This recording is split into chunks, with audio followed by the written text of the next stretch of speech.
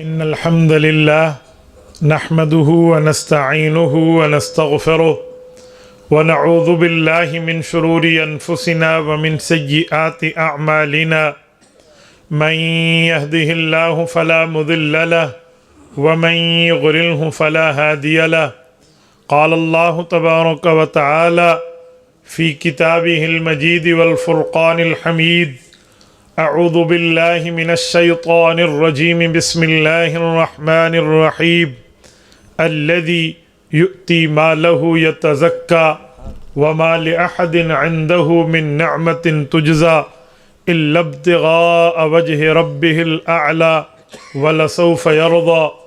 عن أم المؤمنين عائشة الصديقة رضي الله تعالى عنها قالت قال رسول الله صلى الله عليه وسلم لو كنت متخذا خليلا لاتخذت أبا بكر خليلا.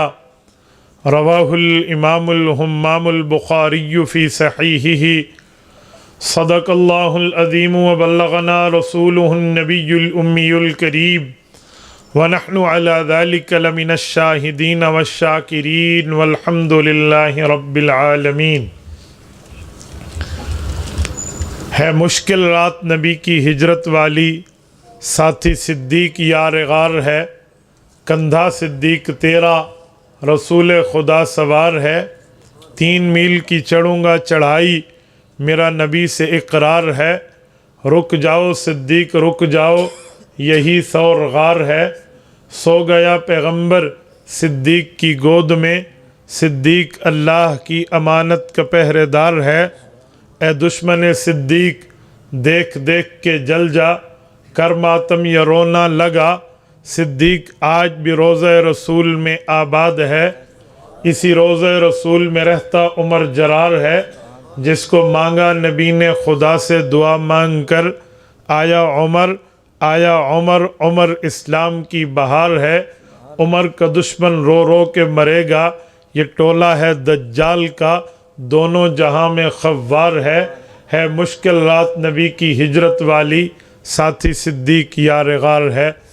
معزز دوستو، آج 5 جنوری 2024 بروز جمعۃ المبارک بمطابق 22 جمادی الثانی سن 1445 ہجری ہے.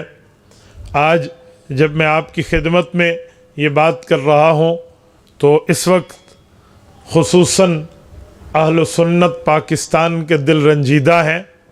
ہمارے اہل سنت والجماعت کے ایک عظیم رہنما حضرت مولانا مسعود الرحمن عثمانی اس دنیا سے رخصت ہوئے ہیں. آج ان پر قاتلانہ حملہ اسلام آباد میں ہوا ہے، جس سے ان کی شہادت واقع ہوئی ہے.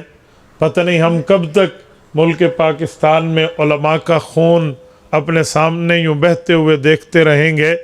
اللہ تعالی حضرت کی شہادت کو قبول فرمائے. اللہ تعالیٰ ان کے قاتلوں کو جلد بے نقاب فرمائے. ساری زندگی ابو بکر کیا تو رب کریم نے ابو بکر کے یوم وفات پر انہیں اپنے پاس بلایا. میری دعا ہے رب کریم ان کی تربت اقدس پر کروڑوں اربوں رحمت نازل فرمائے. میں مولانا عثمانی کے تمام پسماندگان سے تعزیت کا اظہار بھی کرتا ہوں اور ان کو صبر جمیل کی بات بھی کرتا ہوں اور ان کے لیے آخرت کے بلندی درجات کے لیے دعا گو ہوں. رب کریم ان کو حضرت ابوبکر صدیق کی جوار رحمت میں جگہ عطا فرمائے.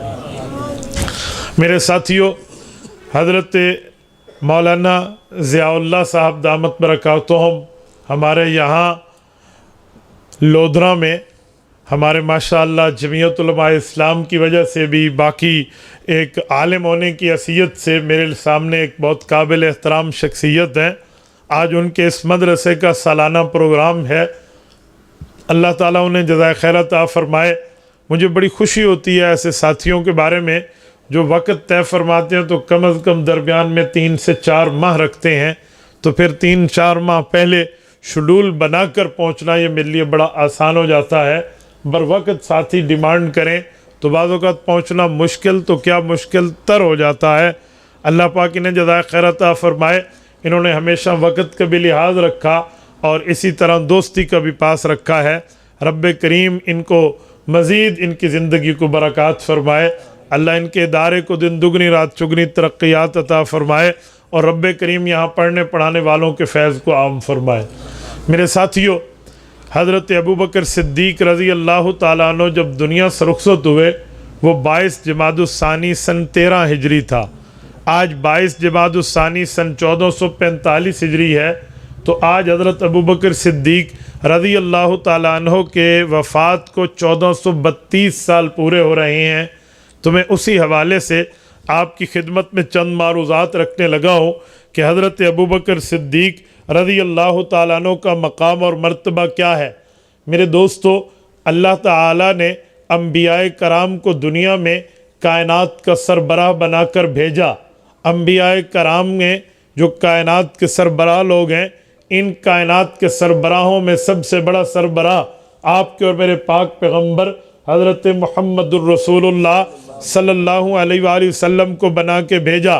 تو رب کریم نے حضور کریم پر قرآن کریم نازل فرمایا۔ قرآن کریم میں اللہ کریم نے رسول کریم کو یہ بتلایا کہ تمہاری امت میں ایک شخص وہ بھی ہے جس کو میں جہنم سے بچاؤں گا، کیونکہ وہ سب سے بڑا تقوی والا ہے۔ قرآن کریم سورت نمبر 91 سورۃ اللیل کی آخری آیات میں رب نے فرمایا وَسَيُجَنَّبُهَا الْأَتْقَى، ایک شخص ہے جو الاتقا ہے۔ الاتقا یہ اسم تفضیل کا لفظ ہے، اسے انگلش میں کہتے ہیں سپرلیٹو ڈگری ورڈ، اس سے بڑا لفظ نہیں ہوتا۔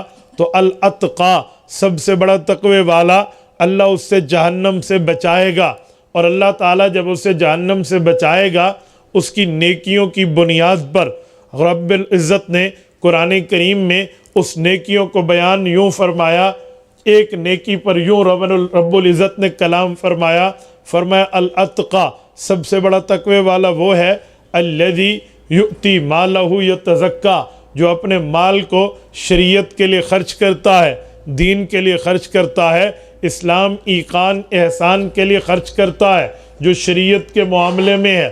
تو وہ شرط کیوں کرتا ہے؟ کیا اس پہ اوپر کسی کا بدلہ ہے؟ یہ بندہ بدلہ دے رہا ہے؟ رب نے فرمایا جی نہیں، یہ بدلہ نہیں دے رہا، یتزکا، یہ چاہتا ہے میرا دل پاک ہو، یہ چاہتا ہے مجھے پاکیزگی ملے، یہ چاہتا ہے میرا تزکیہ ہو، یہ چاہتا ہے اللہ کا قرب ملے، اس لیے مال خرچ کرتا ہے۔ ہو سکتا ہے کسی کے دماغ میں آئے یہ کسی کا بدلہ دے رہا ہے، تو رب نے فرمایا جی نہیں، وَمَا لِأَحَدٍ، اس دھرتی پہ کوئی نہیں ہے اِنْدَهُ مِن نِعْمَةٍ تُجْزَى، جس کا یہ بدلہ دے رہا ہو۔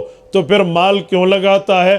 ریاکاری بھی نہیں ہے، نو نمبری بھی نہیں ہے، لوگوں کو دکھلاوا مقصود بھی نہیں ہے، تو یہ کیوں مال لگا رہا؟ رب نے فرمایا إِلَّا ابْتِغَاءَ وَجْهِ رَبِّهِ الْأَعْلَى، اسے اللہ کی رضا چاہیے، اسے اللہ کی پسندیدگی چاہیے، اسے اللہ کا قرب چاہیے، اللہ کی مرضیات چاہیے۔ اچھا، اس نے مال بھی لگایا، کسی کا بدلہ بھی نہیں، رب کے لیے لگایا، اس نے دو نمبری ریاکاری بھی نہیں، اللہ کی خوشنودی کے لیے لگایا، تو یہ چاہتا کیا ہے؟ فرمایا ابتغاء وجہ رب العالی، اللہ کی رضا چاہتا ہے۔ اللہ جب یہ بندہ اتنی محنت کر رہا رضا چاہتا ہے تو آپ کیا کریں گے؟ فرمایا وَلَسَوْفَ يَرْضَى، اس سے اس کا رب راضی ہو جائے گا۔ تو ہمیں حضور کریم پر قرآن کریم میں رب کریم نے یہ بات اتار کے الاتقا کا تعارف کرایا کہ سب سے بڑا تقوی والا کون ہے۔ پوری امت کے تمام مفسرین، تمام محدثین، تمام مجتہدین، تمام علماء، فقہاء، اتقیاء، اصفیاء اس بات پر اجماعاً اتفاق رکھتے ہیں کہ ان آیات سے مراد حضرت ابوبکر صدیق ہیں۔ وَسَيُجَنَّبُهَا الْأَتْقَى، اللہ نے اس دھرتی پہ سب سے بڑا تقوی والا انبیاء کے بعد اسی فرمایا۔ ان آیات کی بنیاد پر اگر ہم دیکھیں تو اللہ تعالیٰ کے نبی کے صحابی کا مرتبہ علماء یوں بتاتے ہیں افضل البشری بعد الانبیاء، افضل البشری بعد الانبیاء، انبیاء کے بعد اس دھرتی پر، انبیاء کے بعد اس کرۂ ارض پر، انبیاء کے بعد اس زمین پر اگر کوئی شخصیت اس لائق ہے کہ اس کے سر پہ کائنات کی سرداری کا تاج سجے، انبیاء کے بعد اس دھرتی پہ کوئی شخصیت اس قابل ہے کہ اس کے کندھوں پر کائنات کی سرداری کا تاج سجے تو وہ حضور پاک کے صحابی حضرت ابوبکر صدیق ہیں۔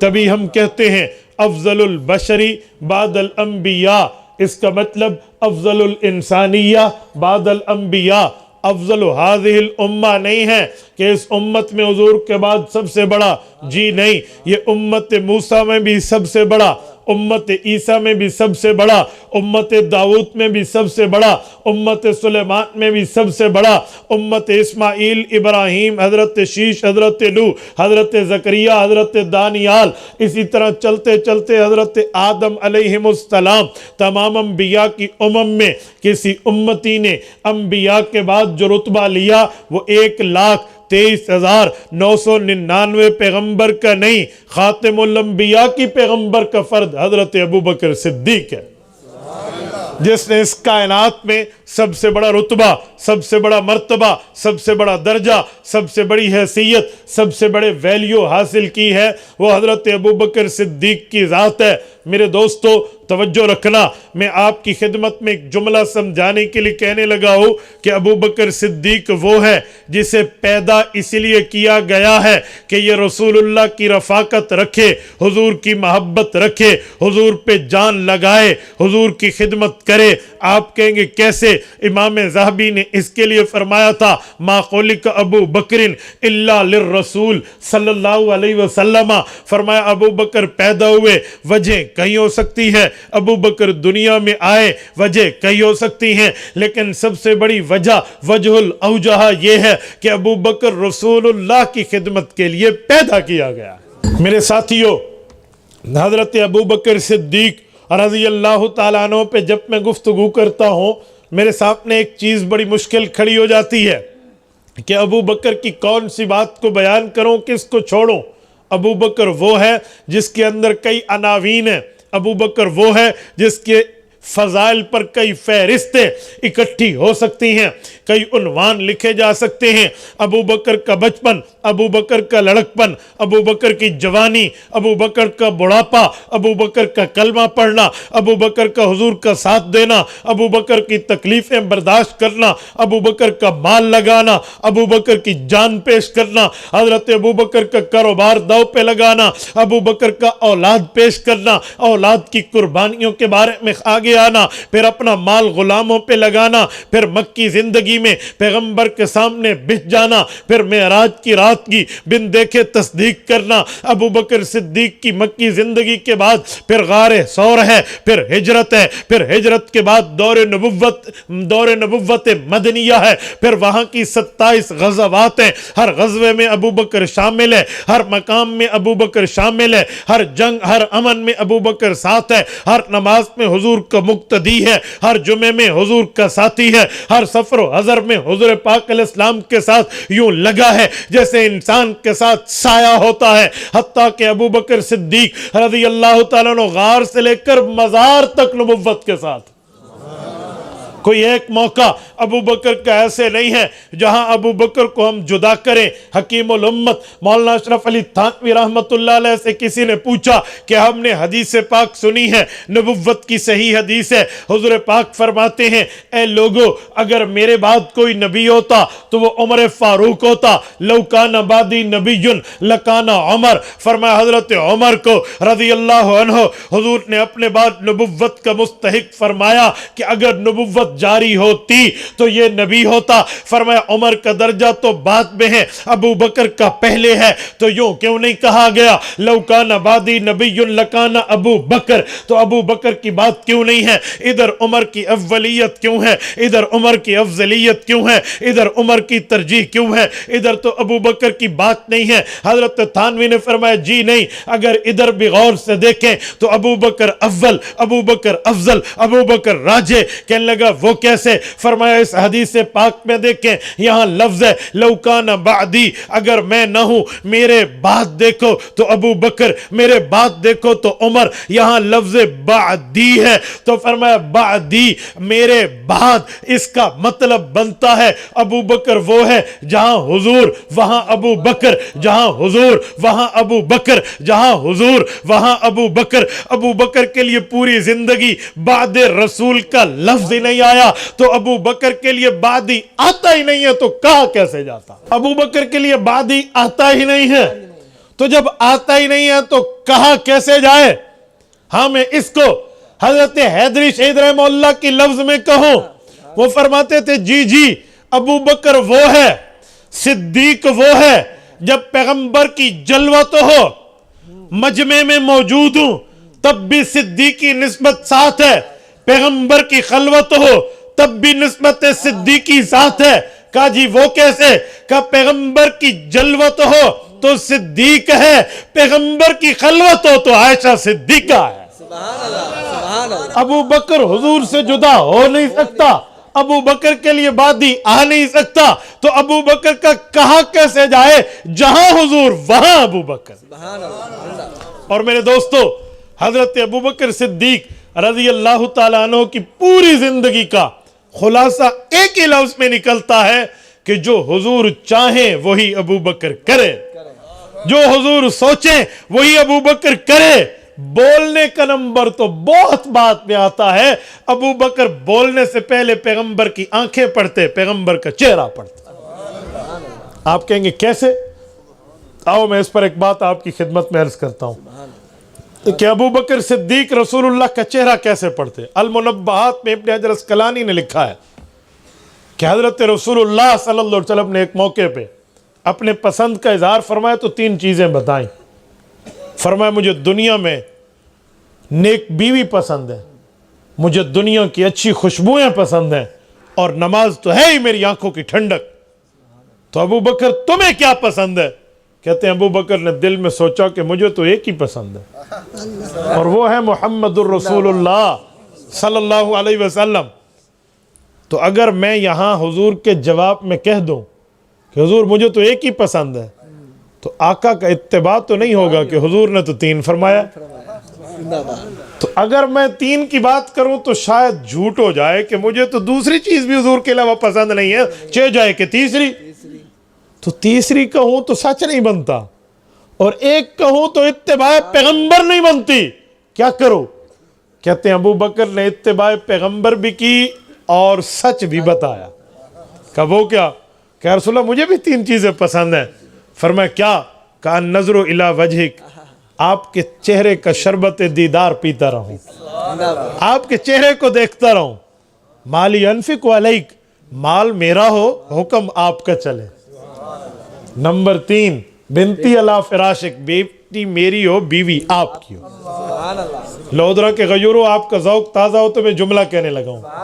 ابو بکر نے کتنی چیزیں بتائی ہیں؟ 3 نہیں ہے، یہ ایک ہے۔ 3 نہیں ہے، یہ ایک ہے۔ پہلی کیا ہے؟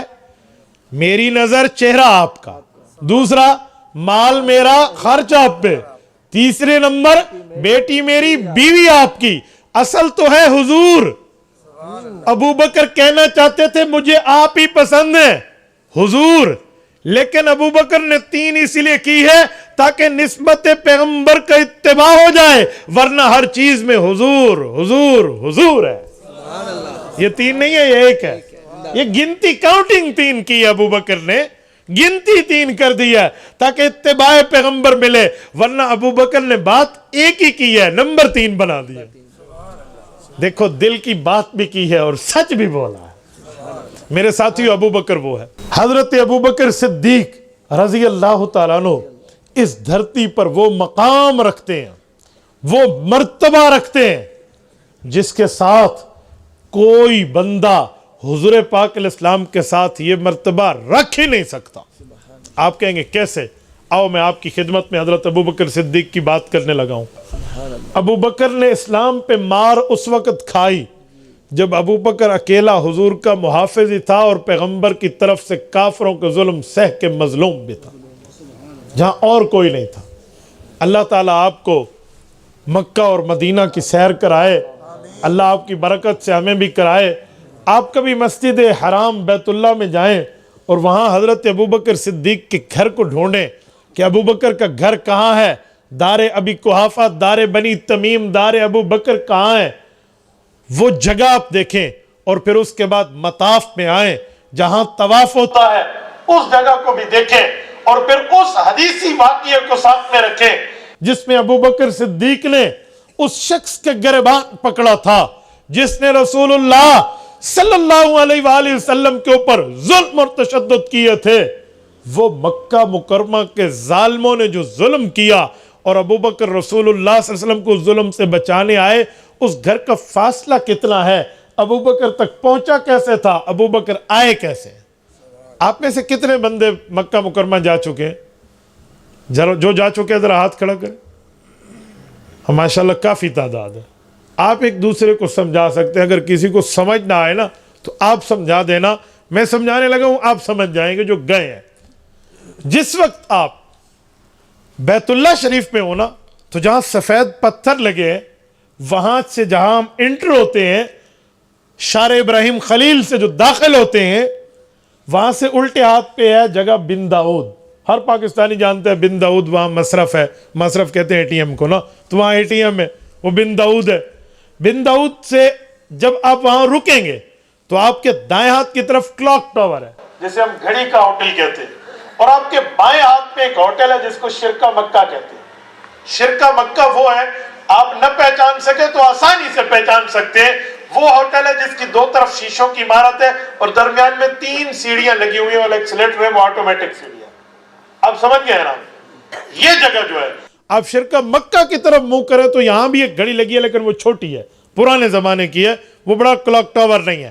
جب آپ کا منہ شرکہ مکہ کی طرف ہوگا تو آپ کے دائیں ہاتھ پر جو اوپر کی بلڈنگ ہوگی، یہ نیچے سے لے کر اوپر تک شیشوں والی مسجد ہے، یہ حضرت ابوبکر صدیق کا گھر ہے، اسے دار بنی تمیم کہتے ہیں۔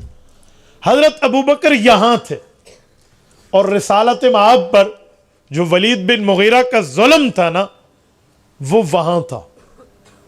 جو مطاف میں حضور علیہ السلام نماز کے لیے کھڑے ہوئے اور نبی علیہ السلام نے سر سجدے میں رکھا تو اس بے ایمان نے آ کے اونٹ کا اوجھر حضور پاک کے سر مبارک پہ رکھ دیا تھا۔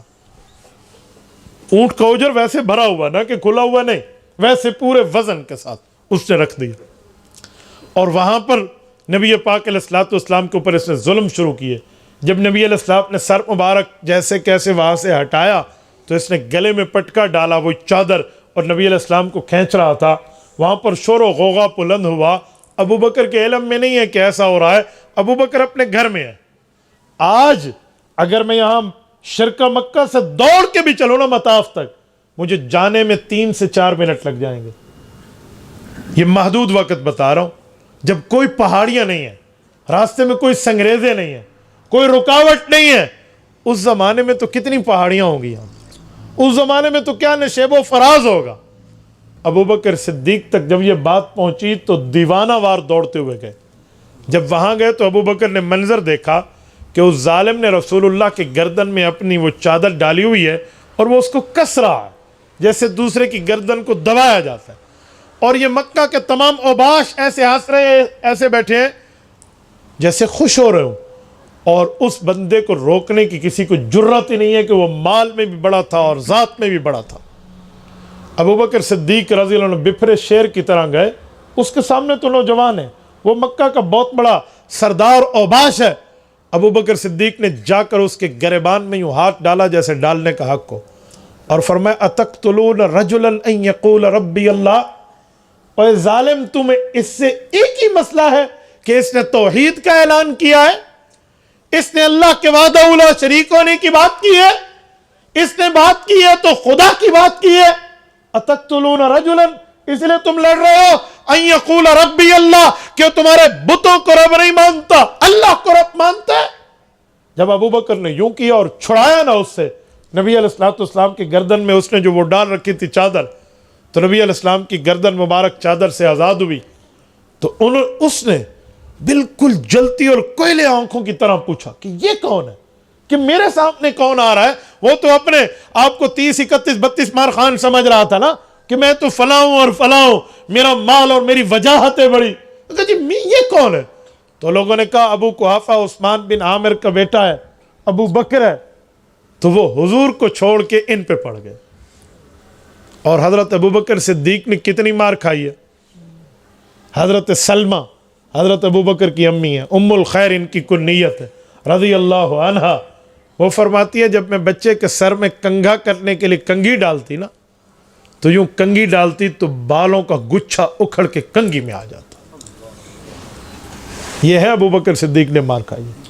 اتنی حد تک ان ظالموں نے ظلم کیا. اور جب انہیں گھر لایا گیا تھا تو بے ہوش تھے. جب آنکھ کھلی نا، والد بھی اوپر ہے اور والدہ بھی اوپر ہے، مالدار و خاندان کا بچہ ہے ابو بکر، کوئی عام بندہ نہیں ہے، بزنس مین آدمی ہے.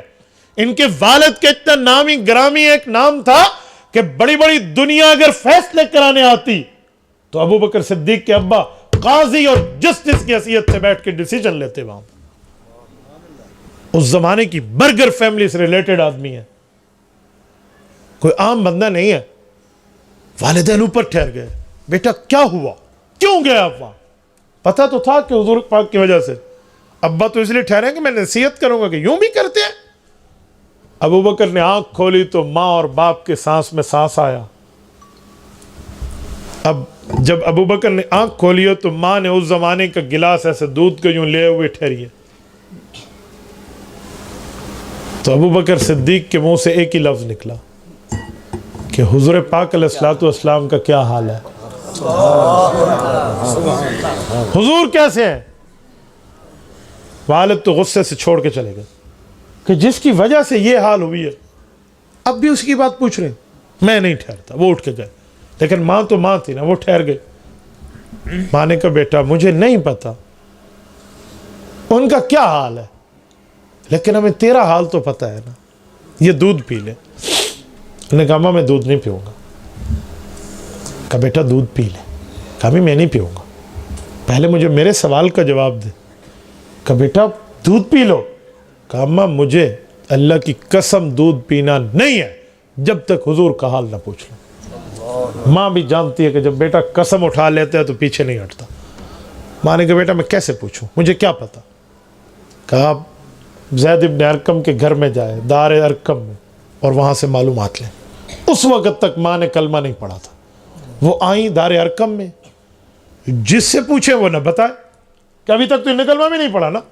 ابو بکر ہوتا تو اور بات ہے، تو ابو بکر کی ماں ہے، کوئی نہ بتائے. واپس آ گئی ہیں کہ بیٹا دودھ پی لے، مجھے کوئی نہیں بتا رہا. اپنی طبیعت تو ٹھیک ہو جائے گی نا، پھر دیکھا جائے گا اگلا. انہوں نے کہا امی میں وہاں جاؤں گا اور پوچھوں گا تو تب بتائیں گے. کہا بیٹا تو چل نہیں سکتا، کیسے جائے گا؟ کہ اماں آپ سہارا تو دے سکتی ہیں نا، مجھے دودھ پلا سکتی ہیں، مجھے حضور کے گھر تک سہارا نہیں دے سکتی. ماں نے بیٹے کی بات مانی اور سہارا دے کر لائی.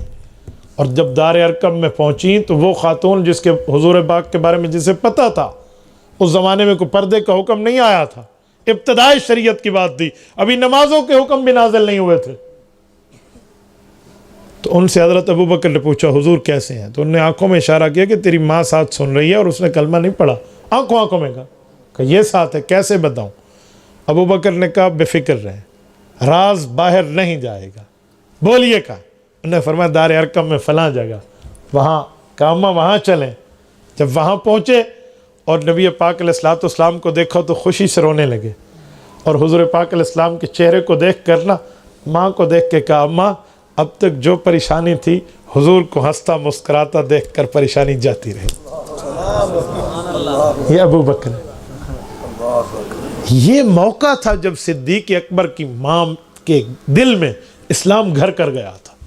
وہ سوچنے لگی تھی میرا پڑھا لکھا بیٹا ہے، تاجر ہے، نام ہے اس کا، دیانتدار ہے، بزنس مین ہے، کاروبار کرتا ہے اپنا، لیکن اس کو ہو کیا گیا ہے؟ اتنا زیادہ دیوانہ ہے حضور پاک کا. آخر اسلام میں کوئی کشش ہے نا. یہ بات تھی جو ابو بکر کے ماں کے دل میں اسلام گھر کر گیا. پھر تو ابو بکر کی 4 نسلیں اسلام لائی ہیں نا. اور خالی اسلام نہیں لائیں، ابو بکر کی 4 نسلیں صحابی ہیں. یہ ابو بکر نے یوں عملی طور پہ اپنے خاندان کو متوجہ کیا. چلو میں 4 نسلیں صحابی کی بات کر بیٹھا ہوں تو یہ بھی تعارف کراتا جاؤں. آپ کہیں گے 4 نسلیں صحابی کیسی ہیں؟ میں نے تو جتنا مطالعہ کر کے دیکھا ہے شریعت میں 4 نسلیں کسی کی صحابی ہوں مجھے نہیں ملا. کوئی ڈھونڈ کے دکھا دے تو بڑی تحقیق ہوگی, ہم ہاتھ چوم لیں گے. آؤ میں دکھانا چاہ رہا ہوں. ابو بکر وہ ہے جو خود صحابی ہیں. ابو بکر کی اماں اور ابا, ابو بکر کے ابا کا نام ہے عثمان بن عامر ابو قحافہ اور اماں کا نام ہے سلمہ ام الخیر. یہ دونوں پیغمبر کے صحابی اور صحابیہ ہیں. ایک وقت آیا دونوں نے کلمہ پڑھا ہے نا. خود دوسری نسل میں ابو بکر ہے, یہ صحابی ہیں. ابو بکر کی آگے اولاد ہے, بیٹیاں اور بیٹے, اسما, عائشہ, محمد, عبد الرحمن, چاروں صحابی ہیں. بلکہ عائشہ تو اہل بیت بھی ہے رضی اللہ عنہ. 3 چوتھی پہ آنا. ابو بکر کی بیٹیوں کی اولاد بھی, ابو بکر کے بیٹوں کی اولاد بھی, نواسے, نواسیاں, پوتے, پوتیاں, یہ بھی اللہ تعالیٰ نے ان کو صحابیت کا درجہ عطا فرمایا. ابو بکر صدیق کی بیٹی اسما صحابیہ, اسما کے بیٹے عبداللہ بن زبیر صحابی, اور حضرت ابو بکر صدیق رضی اللہ عنہ کے بیٹے حضرت عبد الرحمن صحابی, عبد الرحمن کا بیٹا عبداللہ بن عبد الرحمن صحابی. 4 نسلیں صحابی. 4 نسلیں عام مسلمان نہیں کہہ رہا, 4 نسلیں صحابی. یہ مقام ابو بکر صدیق کو اس قربانیوں کی بدولت ملا. اور میرے دوستو, حضرت ابو بکر صدیق نے یوں اسلام پر مار کھائی ہے. اور سنیں, جیسے کوئی ظالم کہہ دے نا کہ ابو بکر تو شاید کوئی حکومت کی وجہ سے حضور کے ساتھ دے رہا ہو کہ حضور کے بعد مجھے حکومت ملے گی. ہم کہتے ہیں ایسے منافق تب آتے ہیں جب بندے کے پاس مال ہو. مکہ مکرمہ میں مال نہیں تھا, اسلام کے آنے پہ مار تھی, تکلیف تھی. تو ابو بکر تو مار کھانے کے وقت آیا ہے, مال کھانے کی بات نہیں ہے. اور میرے ساتھیوں, حضرت ابو بکر صدیق رضی اللہ تعالیٰ عنہ وہ شخص ہے جس کو اپنے تو اپنے بیگانوں نے بھی مانا ہے. ہجرت کی رات جب حضرت علی المرتضیٰ رضی اللہ عنہ کو حضور پاک نے بلایا اور اپنے بستر پر سلایا, حضرت علی نے پوچھا یا رسول اللہ میرے ذمے خدمت. فرمایا یہ لوگوں کی امانتیں ہیں, ان کی حفاظت آپ نے کرنی ہے, اور جن جن کی امانتیں ان کے گھر تک پہنچا کر میرے پیچھے بحکم خدا مدینہ طیبہ آ جانا. حضرت علی المرتضیٰ نے جن امانتوں کا خیال کیا نا, وہ امانتیں کیا تھیں؟ میں نے تو جتنی 4 مذاہب میں حنفی, شافعی, مالکی, حنبلی میں پڑھا ہے نا, مجھے ان کی تصریح نہیں ملی کہ وہ امانتیں کیا تھی اور کتنی تھی. ہمارے استاد سے عظیم مجاہد رحمہ اللہ, پرانے دور کی بات کر رہا ہوں, انہوں نے انگریز جج کے ساتھ بڑا وقت گزارا ہے. جج برلاس انگریز تھا.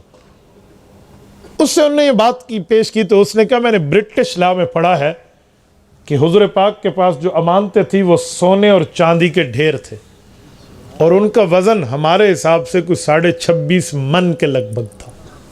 سونے اور چاندی 26.5 تولے نہیں کہہ رہا, 26.5 کلو نہیں کہہ رہا, 82 تولے کا 1 کلو ہوتا ہے, میں 26.5 من کی بات کر رہا ہوں.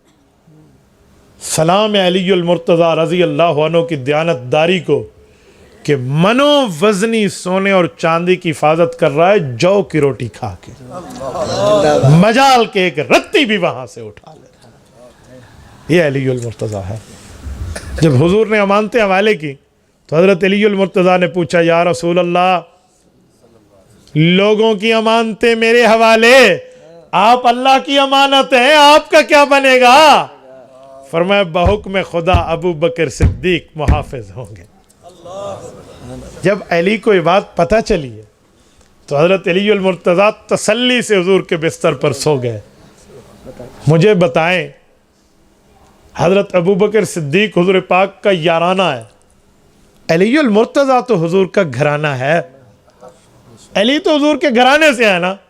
تو علی کہہ دیتے یا رسول اللہ اتنا خطرناک وقت ہے, آپ کے سر پر 100 اونٹ کا انعام لگ چکا ہے اور آپ ابو بکر کے ساتھ جا رہے ہیں, کوئی راز لیک کر دے تو نہیں. ابو بکر پر اعتراض حضرت علی نے بھی نہیں کیا تو علی کا ماننے والا بھی ابو بکر پہ اعتراض نہیں کر سکتا. علی المرتضی رضی اللہ تعالی عنہ کو یہ بات بتا کر حضور پاک علیہ السلام چل پڑے ہیں.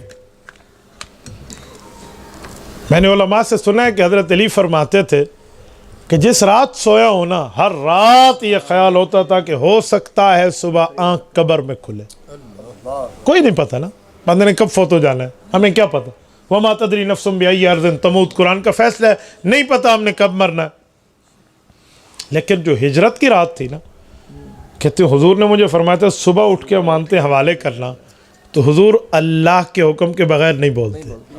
اس رات مجھے چڑھتے سورج کی طرح یقین تھا علی تو صبح جاگے گا. حضرت ابو بکر صدیق کے پاس حضور گئے ہیں اور ابو بکر صدیق حضور پاک کو لے کر چلے ہیں. یہ جو غار ثور میں 3 دن گزارے ہیں اور 3 راتیں, یہ غار ثور مکہ سے مدینہ کے راستے پہ نہیں ہے. اللہ آپ کو مکہ اور مدینہ لے جائے, اللہ آپ کی برکت سے ہمیں بھی لے جائے. جب آپ مکہ مکرمہ جائیں نا تو حضور پاک علیہ السلام کا جو گھر مبارک ہے بوابہ قریش کی طرف سے مروہ کی سائڈ پہ جب آپ جائیں, وہاں سے جو مدینہ کا راستہ ہے نا, طریق الہجرہ, طریق القدیم, طریق المدینہ, اس راستے پر ثور نہیں آتا. غار ثور اس راستے پہ نہیں ہے, یہ طریق الیمن پہ ہے, یمن کے راستے پہ. کیوں؟ ابو بکر نے لے کے تو مدینہ منورہ حضور کو جانا تھا, یمن کے راستے پہ غار میں کیوں لے گئے؟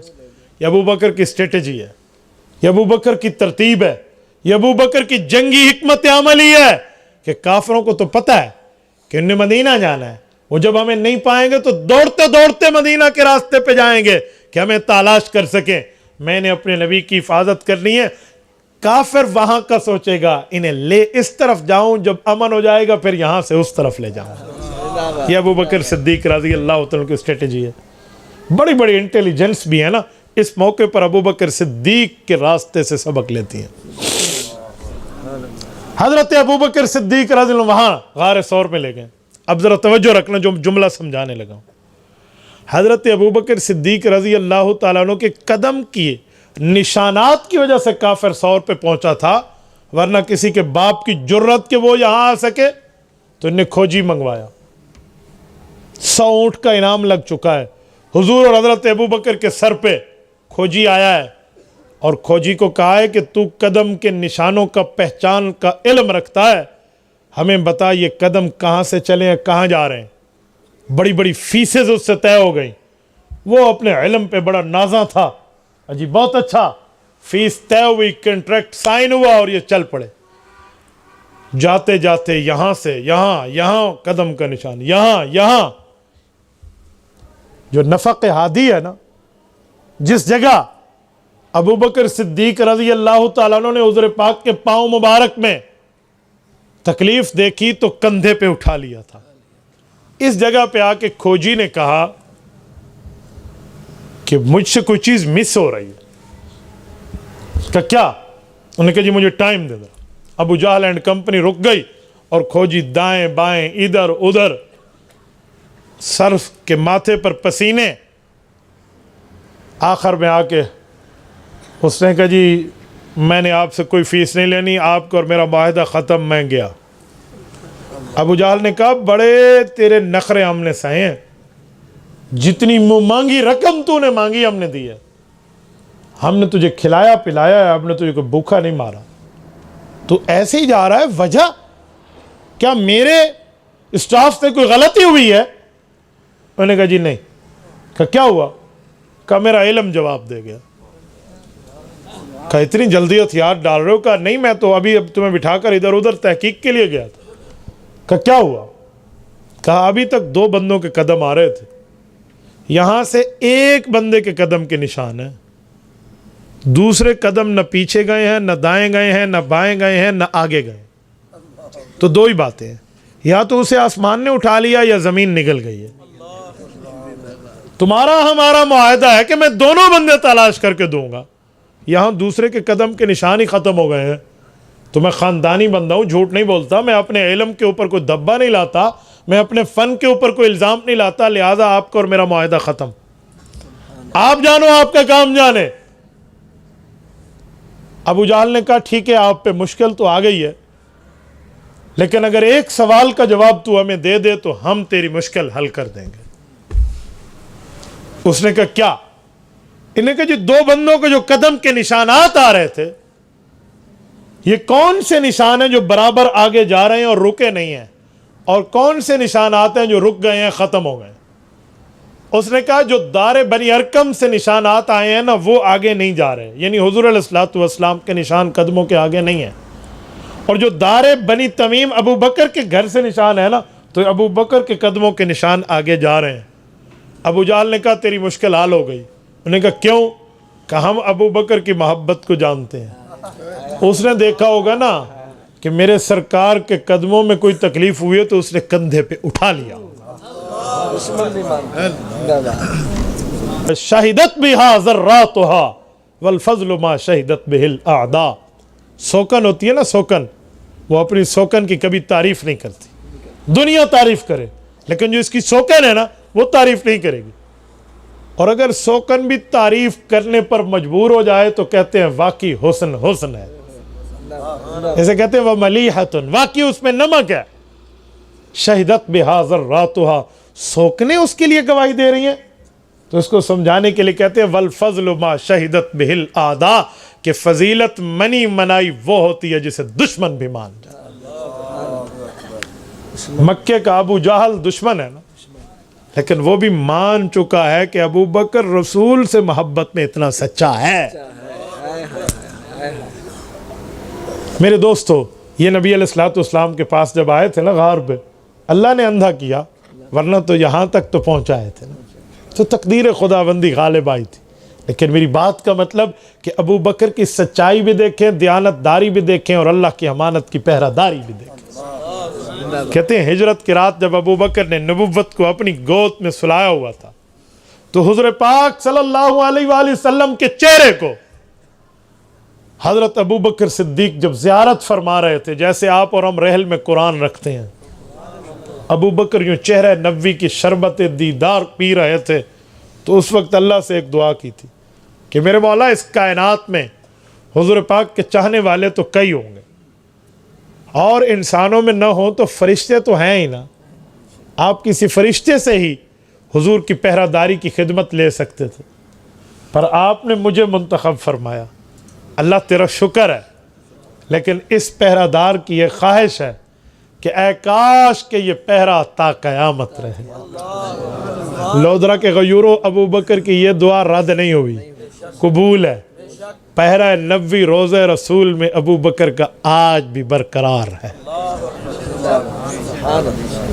اس سوال ہو نا اس دھرتی پر کہ فزیکلی جسمانی طور پہ حضور کے قریب آج کون ہے, تو کسی اور کا نام نہیں آئے گا, ابو بکر صدیق کا نام ہے.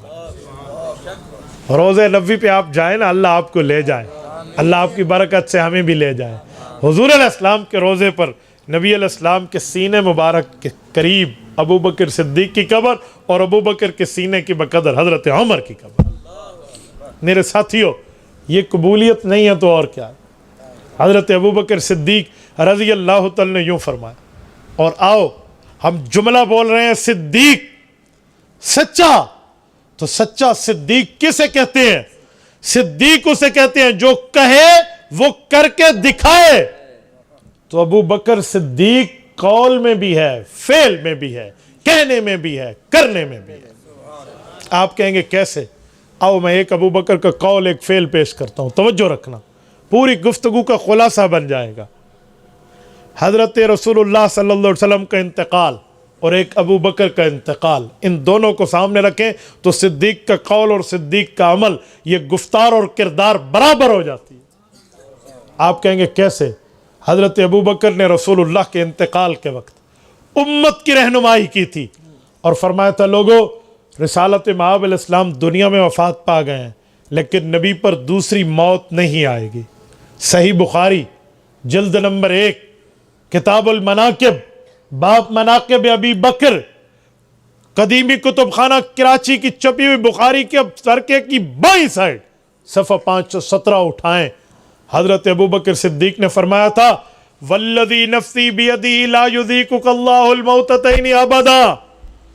फरमाया उस अल्लाह की कसम जिस अल्लाह ने अबू बकर सिद्दीक की जानब से अपने कब्जे में रखी है, हुजूर पाक पर दो मौतें जमा नहीं होंगी। एक वफात तो नबी को दुनिया में आ गई, दूसरी वो कौन सी मौत है जिसकी नफ़ी अबू बकर ने की है? ये मुहद्दिसीन ने सवाल उठाया इस हदीस के तहत। हाफिज़ इब्न हजर ने फतुल बारी में, अल्लामा आइनी ने उम्दतुल कारी में, इमाम कस्तुलानी ने इरशादुस सारी में, हजरत किरमानी ने अल-कवाकिबुद्दरारी में, मौलाना अहमद अली सहारनपुरी ने हाशिया बुखारी में इसके सवाल का जवाब दिया। सब सवालों का मुश्तरका जवाब एक ही है। वो कहते हैं अन्ना फिल कब्रि मौतुम व हयातन गैरल अंबिया का एक उम्मतियों का मामला है, एक अंबिया का मामला है। का वो क्या? का जो उम्मती को मौत आती है, कब्र में सवालात तो जवाबात होते हैं। जब कब्र में पहुंच गया, ठीक या गलत जो सवाल जवाब हो गया, उसके बाद उसकी रूह का ताल्लुक ज़ईफ किया जाता है। क्यों? अगर बुरा है तो जहन्नम की तकलीफ महसूस करेगा, अल्लाह महफूज रखे, और अगर नेकोकार है तो जन्नत की लज्जत पाएगा, अल्लाह अता फरमाए। तो क्या ठीक है कि ये जो ताल्लुक ज़ईफ होता है, ताकि ये मुनाअम हो या मुअज़्ज़ब हो, इसे मौत सानी कहते हैं, दूसरी मौत। लेकिन नबी के ऊपर तो सवालात तो जवाबात है ही नहीं, तो लिहाजा उसकी कब्र की ज़िंदगी बराबर चलती है। तो सब मुहद्दिसीन ने फरमाया, वल अहसनु अन युक़ाल अन्न हयातहु फिल कब्र ला यतअक्किबुहा मौतुन बल यस्तमिरु हय्या वल अंबियाउ अहयाउन फी कुबूरिहिम। फरमाया दूसरी मौत नहीं आएगी, इससे मुराद ये है, अबू बकर अकीदा हयातुन नबी बताना चाहते हैं कि नबी कब्र में बराबर जिंदा रहेंगे जैसे बाकी अंबिया अपनी कब्रों में जिंदा हैं। तो ये अबू बकर ने कॉल किया है, बात की है, फरमान पेश किया है, स्पीच की है, तकरीर की है। तो जो अबू बकर ने कहा है वही अबू बकर ने किया है। आप कहेंगे कैसे? आए अबू बकर के इंतकाल पर। मैं कोई जंग अखबार नहीं पढ़ रहा, कोई अखबार जहां का कालम या इमरान डाइजेस्ट की सीरीज नहीं पढ़ रहा। मैं पेश कर रहा हूं अल्लाह का कुरान, सूरत कहफ आयत नंबर 11, फज़रबना अला आज़ानिहिम फिल कहफ़ि सिनीना अददा।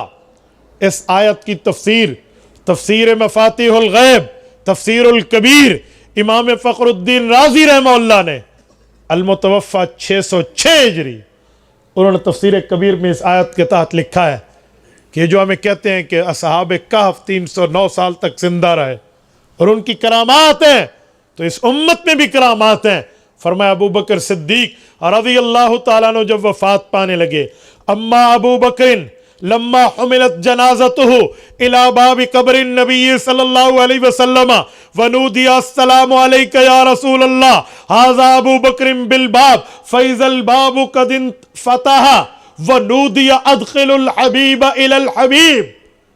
हज़रत अबू बकर सिद्दीक ने वसीयत फरमाई, ए रसूलुल्लाह की जमात, शागिर्दान सहाबा व आले बैत, जब मेरा इंतकाल हो जाए फिर मेरे लिए कब्रें दो तैयार करना, एक मुसलमानों के कब्रिस्तान में और एक हुज़ूर पाक के रोज़े अतहर में।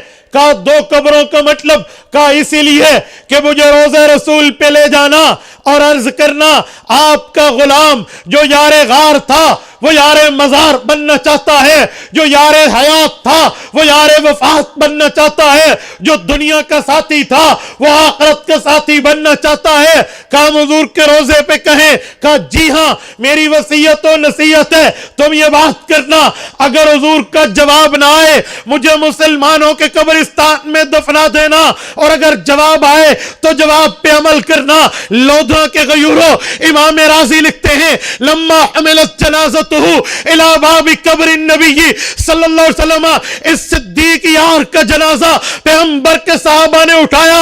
اس جنازے میں عمر ابن خطاب جیسا مدبر وقت بھی ہے, عثمان ابن عفان جیسا باحیا بھی ہے, علی ابن ابی طالب جیسا شجاع اور دلیر بھی ہے, باقی صحابہ بھی ہیں. لے جا کر حضور کے روزے پہ رکھا. پیغمبر کے صحابہ نے نبی کی قبر پہ سلام پڑھا اور عرض کیا السلام علیکہ یا رسول اللہ. حضور پاک آپ پہ سلام ہو. پتہ چلا نبی کی قبر پہ سلام پڑھنا پیغمبر کے صحابہ کا طریقہ ہے. اور آگے ابو بکر کی درخواست, اپلیکیشن, سوال, لجاجت, آہو زاری پیش کی. ھذا ابو بکر بالباب, حضور آپ کا یار, حضور آپ کا دلدار, حضور آپ کا وفادار, حضور آپ کا تابعدار, حضور آپ کا حبدار ابو بکر یار غار, یار مزار بننا چاہتا ہے.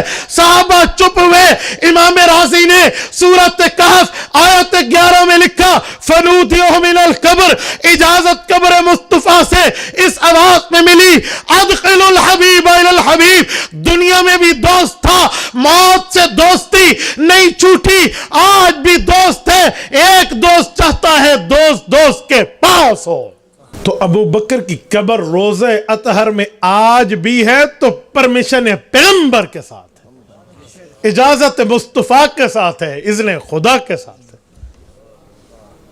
میری بات کا مطلب کہ جو ابو بکر کہتا ہے وہی کر کے دکھاتا ہے. من صدق قولہ عملہ, جس کی قول اس کے عمل کی تصدیق کرے اسے ابو بکر کہتے ہیں. تو ابو بکر ایسے نہیں بنتا, ایسے نہیں ہے کہ کوئی راہ جاتا بات کر دے ابو بکر. جی نہیں, ابو بکر وہ ہے جب حضور کے ساتھ کوئی نہ ہونا تو اکیلا یہی کافی ہے. امام ابن قیم الجوزیہ رحمہ اللہ نے زاد المعاد فی ہدی خیر العباد جلد اول باب الہجرت کے تحت لکھا ہے کہ جب ہجرت کے غار میں, سفر ہجرت میں غار سے نکل کے مدینہ جانے لگے تو ابو بکر صدیق یمشی خلفہ و یمینہ و شمالہ. ابو بکر صدیق کبھی حضور کے آگے, کبھی پیچھے, کبھی دائیں کبھی بائیں چلتے. تو ابو بکر سے حضور نے پوچھا مالا کا یا ابا بکر, ابو بکر کیا ہے, ایک سائیڈ پہ کیوں نہیں چلتے, مختلف سائیڈ پر چل رہے ہو, وجہ؟ تو ابو بکر نے عرض کیا یا رسول اللہ اگر آپ کا حکم ہے کہ ایک سائیڈ پہ چلوں تو ابو بکر ہمیشہ اسی سائیڈ پر چلے گا, لیکن اگر آپ کا مشورہ ہے تو میں کچھ عرض کروں. فرمایا ابو بکر میرا حکم نہیں ہے, میں پوچھنا چاہ رہا ہوں ریزن, بیس, وجہ, بنیاد کیا ہے, ایسے ایسے ادھر ادھر کیوں چلتے ہو؟ تو کہا جی ایک ہی وجہ ہے, آج اللہ کی امانت کا پہرے دار میں ہوں. تو جب میں آپ کی دائیں طرف چل رہا ہوتا ہوں تو تاحد نگاہ میں نوٹ کرتا ہوں کہ کوئی چیز آپ پہ حملہ آور تو نہیں ہوگی. تو جب مجھے اطمینان ہو جاتا ہے تو میں بائیں طرف آ جاتا ہوں, اور یہی سچویشن بائیں طرف رہتی ہے.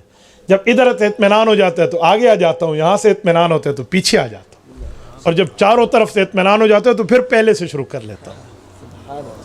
یہ ابو بکر ہے. تبھی کہتے ہیں کہ جہاں سب ہونا وہاں ابو بکر ہی رہتا ہے, اور جہاں کوئی بھی نہ ہو تو ابو بکر اکیلا ہی کافی ہو جاتا ہے. اس لیے کہتے ہیں پروانے کو شمع, بلبل کو پھول, بس صدیق کے لیے ہے خدا کا رسول بس. اقول قولی ھذا واستغفر اللہ وآخر دعوانا ان الحمد للہ رب العالمین. میں دو گزارش آپ سے کروں گا, بیان تو میرا تقریباً ختم ہو چکا ہے, اینڈ پر آپ سے ایک دو گزارش کرنی ہے. ایک تو آپ کی غیرت پر میں سوال کرنے لگا ہوں کہ اس وقت اسرائیل فلسطین میں سے کیا نہیں کر چکا. حق تو یہ تھا کہ آج ہم وہیں ہوتے, لیکن ہم اقوام متحدہ کی پابندیوں میں ہیں, باؤنڈریز میں ہیں, ہم یہاں ہیں. یہ ملک کی فوج اور حکومتوں کا کام ہوتا ہے. اللہ ان سب اسلامی حکمرانوں کو غیرت عطا فرمائے, لیکن جتنا کام ہم کر سکتے ہیں وہ ہم کیوں نہیں کر رہے؟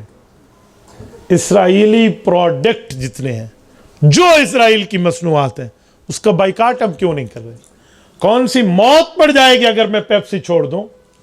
کیا موت پڑ جائے گی اگر میں کوک چھوڑ دوں؟ میرے لیے کیا سچویشن کھڑی ہو جائے گی اگر میں ڈیو, اگر میں 7 اپ اور اگر میں مرنڈا کی بوٹلز چھوڑ دوں؟ کیا ہو جائے گا؟ یہ ایکوافینا کا پانی میں چھوڑ کیوں نہیں سکتا؟ حلال کمپنی لیجئے نا، پاکستانی کمپنی لیجئے. کیوں ہم ایکوافینا کا اور کیوں ہم نیسلے کا پانی لیتے ہیں؟ کیوں ہم برائٹ کا صرف استعمال کرتے ہیں؟ کیا ضرورت ہے ہم صرف ایکسل استعمال کرتے ہیں؟ اور کیا وجہ ہے کہ ہم ایریل کا صرف استعمال کرتے ہیں؟ چائے پینی ہے تو کوئی اور پتی نہیں ملتی، صرف لپٹن کی چائے ہم پیئیں گے؟ ہم لیزی بچوں کو کھلائیں گے، کوئی اور چپس نہیں ہے؟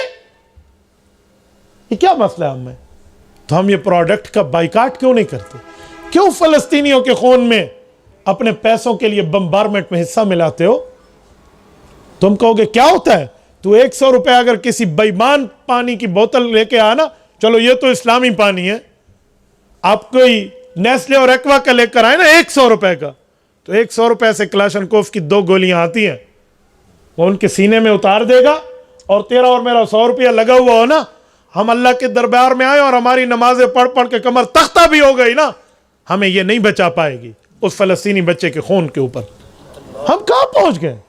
کس جگہ ہم ٹھہرے ہیں؟ تو ہمیں شرم اور حیا سے کام لینا چاہیے. کریں گے یا نہیں کریں گے؟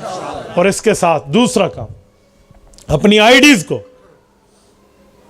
اپنے سوشل میڈیا کے اکاؤنٹس کو فلسطینیوں کے حق میں رنگین کر دو. ایک اکاؤنٹ بند ہوتا ہے تو 1 نہ 1000 بند ہو جائے. میں نے قادیانی پروڈکٹ کے اوپر پاؤں کے ٹھڈے مار کے اڑایا ہے، چاہے ہم 40,000 فٹ کی بلندی میں جہازوں میں تھے یا زمین پہ تھے. میرا پیج دیوبندیت میں آج ماشاءاللہ بہت بڑا پیج ہے، 1.5 ملین پلس آدمی ہے اس پہ. انہیں 1 سال کے لیے پابندی میں ڈال دیا، میں نے کہا کل کل ڈالتے آج ڈال دو. ایسے لاکھوں پیج حضور پاک علیہ الصلوۃ والسلام کی ختم نبوت پہ قربان ہے. تو کیا ہوتا ہے؟ ایک ختم ہوگا تو ہم دوسرا بنا لیں گے. علامہ اقبال نے ہمیں نہیں بتایا جھپٹنا پلٹنا، پلٹ کر جھپٹنا لہو گرم رکھنے کا ہے ایک بہانہ؟ تو کوئی پرابلم نہیں ہے. تو یہ اپنی آئی ڈیز کو مسجد اقصیٰ کی تصویر لگا کر اس کے لیے لکھیے روزانہ کی بنیاد پہ. اور اسی کے ساتھ جب تک جا نہیں سکتے تب تک دعا تو کر سکتے ہیں نا، گھر میں بیٹھ کے مانگیں. امام ہے تو قنوت نازلہ پڑھے، اور ان کے لیے مالی امداد بھی تو کرے نا. میں کوئی چندہ نہیں مانگ رہا، لیکن ایک جملہ کہتا ہوں، جو ذریعہ آپ کو قابل اعتماد لگتا ہے اسی کے ذریعے فلسطین میں اپنے حصہ بھجوائیں. حضرت میمونہ رضی اللہ عنہ کے فرمان ہے، حضور پاک نے مسجد بیت المقدس میں ثواب کے نماز کا ترتیب کا معاملہ بتایا، سنن ابن ماجہ کی حدیث ہے، اور وہیں فرمایا اگر وہاں نہ جا سکو تو ان چراغوں میں جو تیل جلتا ہے وہاں اپنا حصہ بھیج دو. تو وہاں بھیجنا چاہیے. آج شیخ الاسلام مولانا مفتی محمد تقی عثمانی دامت برکاتہم نے کوئی 100 ارب کے لگ بھگ وہاں امداد دی ہے. اور قائد ملت اسلامیہ، امام انقلاب، عالم اسلام کے لیے عموماً اور ملک پاکستان کے لیے خصوصاً ہمارے اسلامی مذہب کے ترجمان حضرت مولانا فضل الرحمان دامت برکاتہم نے 1 ارب 76 کروڑ روپیہ ہم ماس کے سربراہ کے ہاتھ پہ رکھا ہے، جس کو 1 ارب 76 کروڑ کی صفریں گننا بھی نہیں آتی نا، بھی 6 ہوندن کے 8 ہوندن، وہ بھی سارے قائد تیلیندہ کھڑو تھا، وہ بھی مولانا فضل الرحمان پہ بول رہا ہوتا. فادن سرائکی نا چھونی پانی پا کے بود مار، میں تو چھونی وڈی شے ہے، یہ ڈھکنے پانی پا کے بود مار. بات کرتے ہیں قائد ملت اسلامی حضرت مولانا فضل الرحمان پہ، جتنے بڑے رتبے میں اتنے رتبے کو پہنچ نہ سکے تو پھر بک بک کرنا شروع کر دیں. تو وہاں آج حضرت مولانا فرمان لگے کہ جو امریکہ کا وہ سیکٹری آئے نا اسٹیٹ کا، اور وہ ٹھہرا ہے آ کے فلسطین میں فلسطینیوں کے خلاف اسرائیل کے ساتھ کہ میں تمہارے ساتھ یہودی بھائی بن کے آؤں. مولانا نے کہا میں بھی اسماعیل ہانیہ کے پاس قطر میں گیا اور میں نے کہا میں بھی تمہارا مسلمان بھائی بن کے آیا ہوں، حماس کے ساتھ ٹھہروں گا.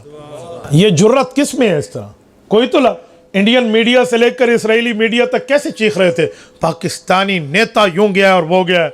میں نے کہا بھائی تمہاری گردن پہ پاؤں رکھ کے جئیں گے انشاءاللہ تعالی. تو آپ اس ذریعے سے بھجوائیں، کوئی نہیں پرابلم، کریں گے انشاءاللہ. یہ پہلی گزارش تھی.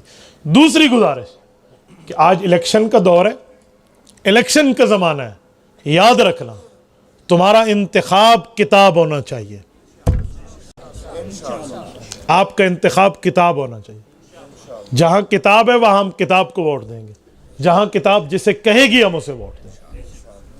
ہم یہ نہیں دیکھیں گے کہ میرا وزن کتنا ہے، ہم یہ دیکھیں گے میرا وزن کہاں ہے، وہ 1 کلو ہے یا 1 من ہے، وہ اہل حق کے پلڑے میں ہونا چاہیے۔ رکھیں گے یا نہیں رکھیں گے انشاءاللہ؟ جزاکم اللہ تعالی۔ مفتی صاحب، حضرت مولانا فضل الرحمان کا منصوبہ، حملے کا منصوبہ کون بنا رہا ہے؟ مجھے یہ تو نہیں پتا کہ کون بنا رہا ہے، لیکن اتنا مجھے پتا ہے کہ جو بھی بنا رہا ہے نہ اس کو پاکستان اچھا لگتا ہے نہ فضل الرحمان اچھا لگتا ہے۔ یریدون لیطفئوا نور اللہ بافواہہم واللہ متم نورہ ولو کرہ الکافرون۔ رب فرماتے ہیں اللہ کے نور کو تم بجھانا چاہو تو بجھانے کی کوشش تمہارا کام، اور اس کو بچانا رب کا کام ہے۔ پتہ نہیں کسی ایک مفتی کی بات لکھی ہے، میں کسی یوتھیوں کے بارے میں بات نہیں کرتا بابا، نہ مجھ سے ان کے بارے میں پوچھا کریں۔ باقی اللہ آپ کو خوش و خرم رکھے، یہ علمی سوال ہے، یہاں کے دارالفتاؤں سے پوچھ لیں۔ جزاک اللہ تعالی۔